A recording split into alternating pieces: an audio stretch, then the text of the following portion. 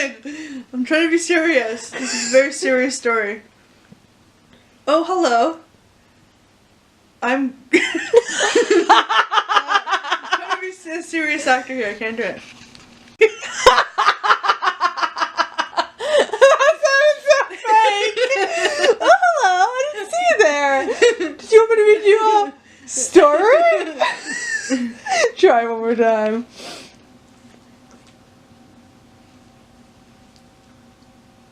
Hi, guys. I have a really cool book to show you today. This book is from 1937. It's called The Haunted Bridge. Can you see it? See it? Can you see it? Okay, thank you. It's a Nancy Drew book. She's really cool. She's a girl and she goes around and she solves mysteries. So today I'm going to read you chapter 1 of The Haunted Bridge. Chapter 1 is called An Unpleasant Companion. And I have a picture to show you because this book is actually more for older kids, so there's not very many pictures in here, but there's only a couple. So I'm going to show you. It says, "It looks like a jewel case," Nancy gasped. And look, there's the first picture that we have in this book. See? She's looking around. She's like, "Oh boy, it's a jewel case." Okay. So, let's see how this book goes.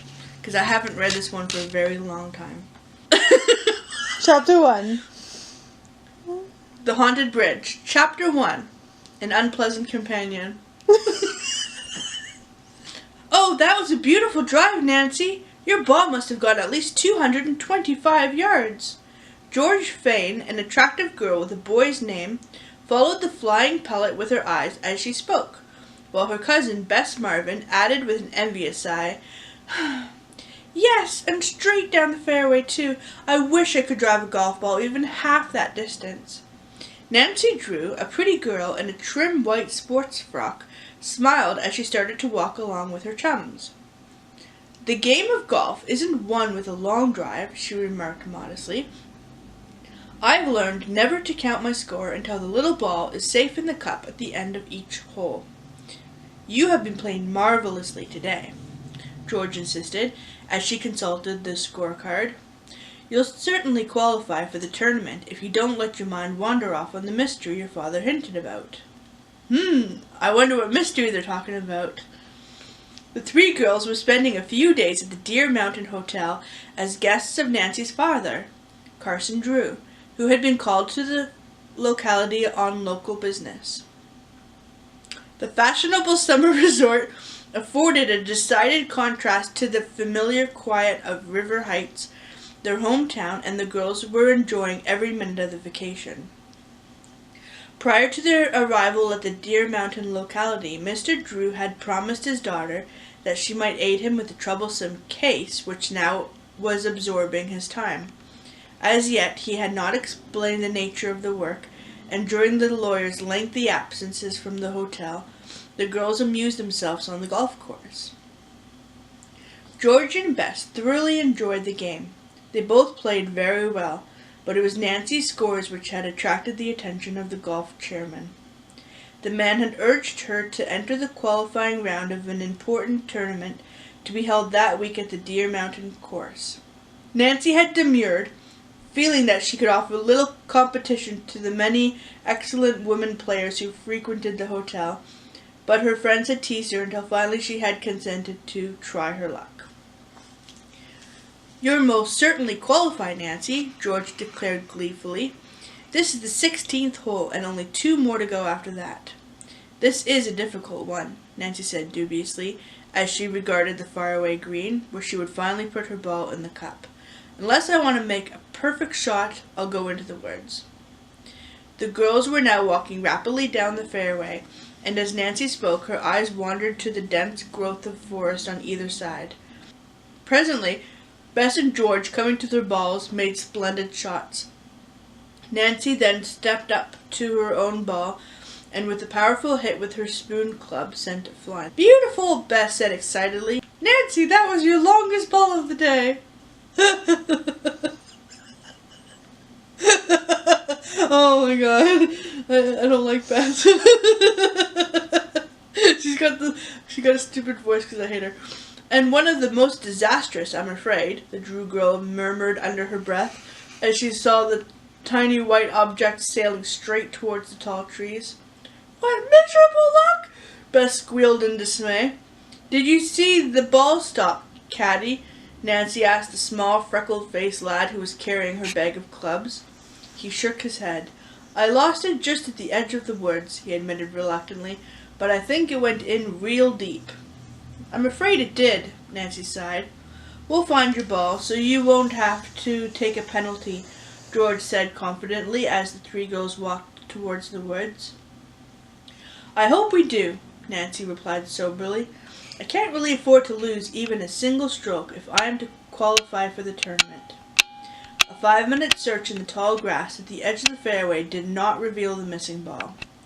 I'm certain it went deeper into the woods, Nancy Drew remarked with a troubled frown. There seems to be a ravine back in here. If it ever reached the edge of the ravine, it's gone forever, George admitted ruefully. What possesses our caddies anyway? Why aren't they over here helping to look for the ball? The three boys had walked on toward the green. What good is a caddy if he doesn't help one find lost balls? Bess asked a trifle crossly. She motioned to the boys to approach, but only Nancy's caddy reluctantly obeyed the signal. Don't you think you might help us look for my lost ball? Nancy gently reproved the lad. I'm afraid it went over the ravine. Then there's no use searching for it, the boy answered, lingering at the edge of the woods. Nancy felt a trifle provoked. After all, you're being paid to keep track of my ball, she said sternly. I'd not go into the woods if you'd give me $1 million. Why? Nancy asked, gazing at the boy in surprise. Are you afraid of snakes? Snakes and worse things. What could be worse than a big, What could be worse than a big, ugly snake? Bess questioned with a shudder. Does she sound stupid? Only when you use that voice. You don't use that voice for any of the other girls. I hate Bess so much. She's so annoying.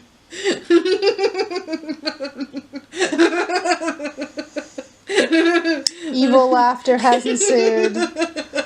10 minutes later. Ghosts! Came the boy's unexpected reply. Ghosts? Nancy exclaimed and laughed. Well, I'm sure there can't be any ghosts around here. What are you afraid of, anyway? The caddy gazed intently toward the ravine as he answered in a voice scarcely above a whisper. The haunted bridge! That's what I'm afraid of, and so are the other boys. You couldn't hire one of them to go near that place. Nancy regarded the caddy incredulously. She scarcely could believe that she had heard correctly, yet she knew that the little fellow meant his words seriously, for his face mirrored fear. A haunted bridge? George exclaimed before either of her chums could offer a comment. Well now, that's something new. I've heard of haunted houses. Girls, we're holding up a foursome directly behind us, Bess interrupted, glancing back over her shoulder. Shall I signal them to drive through? No, we might as well go on now, Nancy decided quickly, or we'll be forever getting back to the hotel. I'll give up my ball as lost. That's the best way, the caddy declared in obvious relief. You couldn't have played it from behind all those trees anyway. It's a shame, George commented regretfully as the girls hastened on again. You had such a splendid score up to here, and now this trouble will cost you a stroke. I hate to see you have to add a point. Nancy's thoughts were upon the remark made by her caddy. She meant to learn more from him about the haunted bridge. She would question the lad as soon as the round should be over. For a few minutes she did not keep her mind on the game, with the result that her score for the hole was 6. Oh, you should have had a 4, George murmured sympathetically. Still thinking about the lost ball, Nancy played the next hole rather carelessly, a fact which worried her chums. As the girls walked toward the 18th tee, they noticed that another player was there ahead of them. He was a tall, thin man in his late 20s, immaculately dressed in white slacks with his sleek black hair plastered back from an angular, hard face.